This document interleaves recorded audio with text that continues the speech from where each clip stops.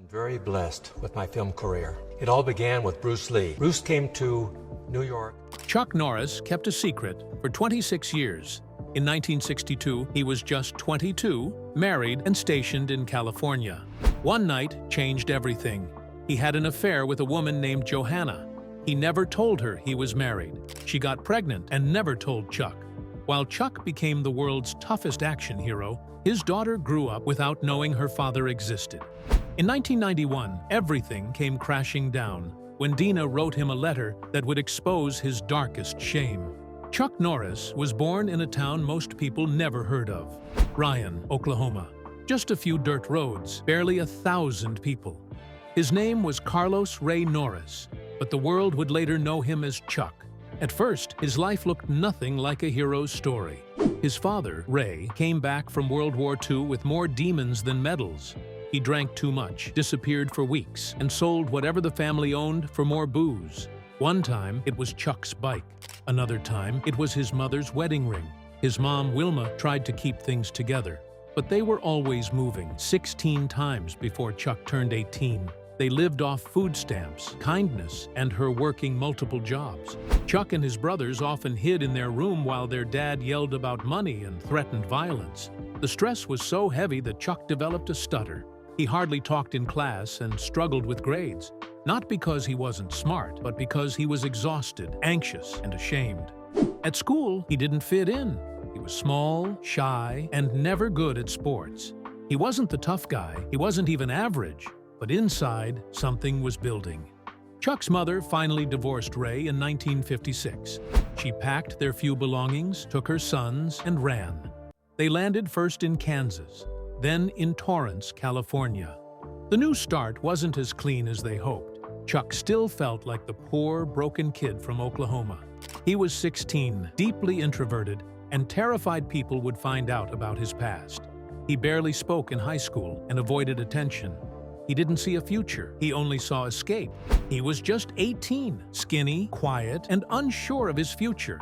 Nobody, especially not his own family, expected Chuck Norris to suddenly join the U.S. Air Force in 1958. He had never been into sports, never showed interest in the military, and definitely didn't seem like the kind of guy who would go chasing any physical challenge. But out of nowhere, he signed up.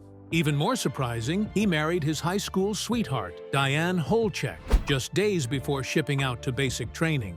It wasn't about adventure or patriotism. Chuck later admitted it was a desperate move. He needed a stable job, steady pay, and a way to support his new wife. The military seemed like the only way out. At the time, he weighed just 140 pounds and had never even been in a fight. His recruiter didn't think he'd make it past training. But Chuck pushed through and was eventually stationed at Osan Air Base in South Korea. That's where everything changed. In 1958, South Korea was still recovering from the war. The base was tense, cold, and filled with culture shock. Chuck was assigned as a military policeman. During his off hours, he noticed something odd: Korean and Japanese martial artists training in a style he'd never seen before. The moves were sharp, the discipline was strict. And despite never being athletic, Chuck was drawn to it. He started training in Tang Soo Do and Taekwondo, not because he had some dream, but because he was bored and lonely. What started as a way to kill time became something deeper. He trained every chance he got. He wasn't naturally gifted. He had to work harder than anyone else. But there was something about the focus and control that spoke to him. Slowly, he started to change. His instructors took notice. So did his fellow servicemen, who began calling him Chuck, a nickname that stuck. He trained late at night, long after others had gone home. He practiced until his hands bled. He broke boards, he broke bones, but he didn't stop. He earned his black belt in record time. People were shocked. This wasn't the same awkward, insecure teenager who showed up in Korea. This was someone different, someone tougher, someone focused. When he returned home in 1962, he had changed completely. He left the Air Force as an airman first class, but more importantly, he returned with confidence. He tried to become a police officer in Torrance, California, but got stuck on a waiting list. Most people would have waited around. Chuck didn't. Instead, he opened a small martial arts studio in Torrance that same year. Martial arts weren't a big thing in the US back then. It was a risky move, but he believed in it.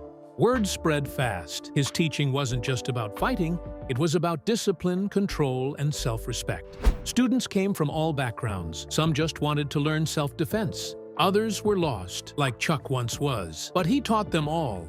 Before he became a Hollywood icon, Chuck Norris was just another fighter stepping into the ring. Nervous, unsure, and about to get knocked down. In the mid-1960s, he entered his first tournaments with high hopes, but quickly ran into a wall. He lost to Joe Louis, one of the most feared fighters of the era. Then Alan Steen beat him too. And just when things couldn't feel worse, Tony Tulliners defeated him 3 times at the International Karate Championships. These weren't close calls. They were harsh, public reminders that Norris wasn't ready yet. From 1964 to 1966, the losses stacked up. But he didn't quit. Instead, he doubled down. He trained harder, studied strategy, and reshaped his fighting style. The setbacks didn't break him, they built him. Everything changed in 1967. That year, Norris walked into S. Henry Cho's North American Karate Championship in Madison Square Garden. It wasn't just another tournament, it was personal. Standing across from him was Joe Louis, the same man who had crushed him earlier. This time, Norris was sharper, faster, and mentally stronger. The match was brutal, but Norris came out on top. The final score, 27.5 to 25.5. It was close, but it was enough. He didn't just win, he sent a message. That moment in front of a roaring crowd became his turning point. He was no longer the underdog, he was a real threat. But the fight didn't end there. Just a few months later, Louis struck back. At June Rhee's U.S. Karate Championships, he beat Norris and reclaimed his crown. From that point on, the two were locked in a war of pride and skill. They kept clashing throughout 1967, trading wins and losses. Every match was electric. Their rivalry wasn't just about fists, it was about mind games. Norris was the disciplined tactician, trained in Korean martial arts. Louis was the raw powerhouse, a heavyweight with an aggressive edge. Fans couldn't get enough. Their duels lit up the karate scene and brought the sport into the American spotlight. Then, in early 1968, something unexpected happened. Norris lost again, but this time it wasn't to Louis. It was to Luis Delgado, a lesser-known fighter who wasn't supposed to win. The decision loss shocked everyone, and for a moment it looked like Norris might fade out. But instead of folding, he regrouped. That November, he faced Delgado again, this time with everything on the line. Norris didn't just win, he demolished him. And with that, he claimed the Professional Middleweight Karate Championship. That victory marked the start of something special. From 1968 to 1974, Chuck Norris didn't lose a single professional fight, not one. He held the title for 6 straight years and racked up a career record of 65 wins and just 5 losses, almost all of them from his early years. He swept through the biggest tournaments, the International Karate Championships, the All-American Championships, and the National Tournament of Champions. In 1969, Black Belt magazine named him Fighter of the Year. He even earned karate's Triple Crown for winning the most tournaments that year. But Norris wasn't just dominating in the ring. He started teaching, mentoring a new wave of fighters. By the time he retired in 1974, he wasn't just a champion, he was a legend. In 1968, Chuck Norris appeared in The Wrecking Crew, a spy comedy starring Dean Martin and Sharon Tate. But you'd have to squint hard to find him. He played Man in the House of Seven Joys, just a nameless guy in a chaotic fight scene. No dialogue, no close-up, just fists flying in the background. That tiny appearance didn't just mark his debut, it placed him right next to 2 legends, Bruce Lee, choreographing his first Hollywood fight scenes, and Sharon Tate, filming what would be her last movie before her murder in 1969. And yet, the irony was brutal. Chuck was already a world karate champion. He had just won the world middleweight title and would hold it for 6 straight years. Still, in Hollywood, he was just another nameless face on a $2.4 million set. But things began to shift in 1967, before that film even hit theaters. That year, Chuck met Bruce Lee at the All-American Karate Open at Madison Square Garden. Lee was there to perform. Chuck was there to dominate. And he did, winning the championship. They connected instantly. What started as mutual respect turned into real friendship. 5 years later, Bruce called Chuck with an offer: play the main villain in The Way of the Dragon. Chuck hesitated. He wasn't an actor. He wasn't even sure he wanted to be on camera. Bruce laughed and said, "You'll lose the fight, but you'll look good doing it." That fight scene, filmed in the Roman Colosseum, became legendary. It took days to shoot. Every move was choreographed by Lee and Norris themselves. And Bruce did something rare. He let Chuck fight back. Not just flail around, actually fight. That trust gave Chuck global exposure. He wasn't just a martial artist anymore. He was a screen fighter the world wanted to see more of. Still, Hollywood didn't open its arms right away. In the early 70s, Chuck was running karate schools in LA, teaching celebrities to make ends meet. One of those clients was Steve McQueen. The king of cool saw something in Chuck, something bigger than just black belts and spinning kicks. When Chuck's businesses started sinking, McQueen pulled him aside. "Try acting," he said. "You've got the look, you've got the presence. Use it." Chuck laughed it off. But McQueen didn't let it go. His words stuck. In 1977, Chuck finally gave it a shot. His first starring role came in Breaker, a trucker revenge flick made on a shoestring budget. Critics rolled their eyes, but the film pulled in $12 million. Suddenly, Chuck wasn't just a karate guy. He was a leading man, but he still had to prove he could carry a film on his own. That moment came in 1978 with Good Guys Wear Black. No studio wanted it, so Chuck and his team rented theaters themselves. They called it Four-Walling. If no one else would release it, they would. Chuck hit the road, doing over 2,000 interviews in 1 year. The grind landed him in the hospital with laryngitis. But the gamble paid off. The film made over $18 million on a $1 million budget. One scene, where he launches a flying kick through a car windshield, became an instant icon. Audiences didn't care about acting awards. They wanted action. Chuck gave it to them. And for the first time, America had its own homegrown martial arts star. After that, the hits kept coming. A Force of One grossed up to $23 million on a budget as low as $2.5 million. In 1980, the Octagon mixed ninjas with voiceover narration and added a psychological edge. Audiences loved it. Then came An Eye for an Eye in 1981. Chuck as a vengeful cop. One role after another, he carved out his space. In 1984, Chuck Norris made a deal that would change everything. Cannon Films, known for cranking out low-budget action flicks, signed him for a multi-picture contract. The first movie from that deal, Missing in Action, hit theaters on November 16, 1984. It wasn't just a hit, it exploded, earning $22.8 million in the US and playing in over 1,200 cinemas. Cannon rushed out a prequel, Missing in Action 2, just 4 months later. That kind of turnaround was unheard of, but Cannon knew what they had.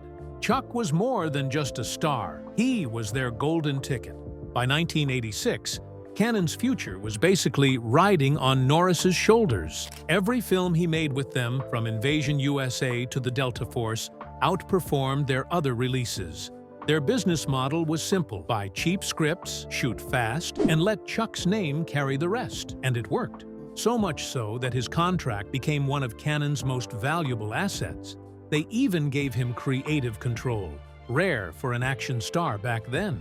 He picked scripts, he helped cast the roles. In a world full of muscle-bound heroes, Norris became something more, a partner. But his movies weren't just about explosions and fistfights. They captured a mood, one shaped by the Reagan era. America was knee-deep in Cold War tension. People were hungry for stories where good defeated evil. Chuck gave them that. Missing in Action tapped into the pain of Vietnam. He played Colonel James Braddock, a man rescuing American POWs that everyone else had forgotten. That movie, and its 2 sequels, earned nearly $40 million in the US alone. Then came Invasion USA in 1985. The plot: Soviet-backed terrorists invade Florida. Norris fights them off one by one as a retired CIA agent. It made $17.5 million and gave audiences exactly what they wanted: simple justice in a complex world. The Delta Force, released in 1986, followed a similar path. Chuck led a special ops unit to rescue hostages from Middle Eastern terrorists. It was ripped from the headlines and exaggerated for the screen. But that was the point. These weren't just action movies. They were patriotic fantasies. And Chuck, he was the American everyman, righting the world's wrongs with nothing but grit and martial arts. Still, not everything Norris did fit the usual mold. In 1985, he surprised everyone with Code of Silence. It wasn't just another action flick, it had depth, it had critics talking. Directed by Andrew Davis, who would later direct The Fugitive, the film opened at #1 and earned over $20 million. Vincent Canby from the New York Times called it a breakout for Chuck. Roger Ebert gave it 3.5 stars. The fight scenes were tight, but so was the drama. For once, critics and fans agreed Norris could actually act. That same year, he kept experimenting. In Silent Rage, 1982, he faced off against a genetically modified killer. It was part sci-fi, part horror, and it earned $10 million. In Firewalker, 1986, he played a treasure hunter alongside Louis Gossett Jr., mixing action with comedy. That one also pulled in over $10 million. It was a clear attempt to show he wasn't just a one-note tough guy. Cannon took risks, so did Chuck, and sometimes they worked. But by the 1990s, the box office had started to turn. Audiences were changing, so was Hollywood. Big-budget blockbusters and slick new stars were taking over. Chuck needed to pivot, and fast. In 1993, he made a bold move. He left the big screen and stepped into television with Walker, Texas Ranger. It could have flopped. Back then, TV wasn't seen as a step up for movie stars, but Chuck believed in the character. Cordell Walker was a modern-day cowboy with a martial arts twist. The show drew inspiration from his 1983 movie, Lone Wolf McQuade. This time, though, Chuck had more than just a starring role. He was also executive producer. That meant full creative control. Walker, Texas Ranger debuted on April 21, 1993. It had action, it had moral lessons, it had Texas, and people couldn't get enough. What started as a mid-season replacement turned into a juggernaut. The show ran for 8 years, airing 203 episodes. From 1995 to 1999, it stayed in the top 30 most-watched shows, and even broke into the top 20 twice. That's rare for any show, let alone one airing on Saturday nights. It wasn't just the ratings that made Walker special. The show filmed in Texas, giving it a gritty, real-world feel. Each episode tackled big issues: drug addiction, racism, domestic violence, while sticking to a message of justice and redemption. Chuck's character was more than just a fighter. He was a symbol of integrity. Viewers loved him for it, and Chuck made sure his values shaped the show. As executive producer, he worked behind the scenes to keep the tone in line with what he believed in: family, community, and faith. In one 1999 Christmas episode, his character even talked about Jesus, something Chuck and his wife helped write into the script. It wasn't just for show. Off-screen, Norris launched the Kick Drugs Out of America Foundation in 1990, using martial arts to help at-risk kids. That spirit bled into Walker, which was full of storylines that pushed compassion, forgiveness, and second chances. The show didn't just win viewers, it shaped culture. Martial arts schools saw a rise in enrollment. Chuck became an international symbol. The show aired in over 100 countries. In 2010, Texas Governor Rick Perry made him an honorary Texas Ranger. That wasn't just a photo op, it was recognition of the impact Walker had on law enforcement's public image. And then came the memes, the Chuck Norris facts. Wild, over-the-top jokes about his strength and toughness took over the internet. They started as jokes, but turned into something bigger. They kept his legend alive for a new generation. And all of it, the films, the show, the memes, fed back into the same idea. Chuck Norris wasn't just a guy in movies. He became a symbol of toughness, of justice, of doing the right thing, no matter how hard. In 1962, Chuck Norris was just 22. He was stationed in California with the U.S. Air Force, married to his high school sweetheart Diane for 4 years. He wasn't famous yet, just a young man, lonely and far from home. One night, he had a brief affair in the back seat of a car. It lasted only minutes. He never thought it would matter, but it did. The woman's name was Johanna. And what happened that night would come back to him nearly 3 decades later. Chuck never told Johanna he was married. That made it worse. She thought he was single. In his own words, he later admitted, "To my shame, I never told Johanna that I was married." It wasn't just a mistake, it was a lie. One that hurt not just his wife, but Johanna too.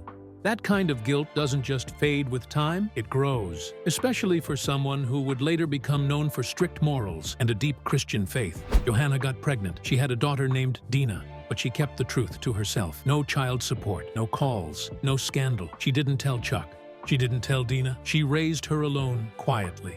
She believed revealing the truth would only cause pain. As Chuck's fame grew, Johanna stayed silent. She didn't want to ruin his life. She didn't want Dina to grow up in someone else's shadow. That kind of sacrifice is hard to understand unless you've lived it. 26 years passed. Dina grew up without knowing her real father. Chuck became a martial arts icon, opened training centers, starred in action movies, and was known around the world. Meanwhile, Johanna never said a word. It was only in 1991 that fate stepped in. Dina overheard a conversation between her mother and a friend. A name stood out, Chuck Norris. Something clicked. And suddenly, the truth she'd never expected became impossible to ignore. Dina wrote a letter. It wasn't a fan note or a cry for money. She told Chuck the truth. She was his daughter. She didn't want fame or support. She just wanted him to know. Chuck had divorced Diane 3 years earlier. Maybe that timing helped, but what mattered most was how he responded. He didn't ask for a DNA test. He didn't doubt her. He accepted her immediately.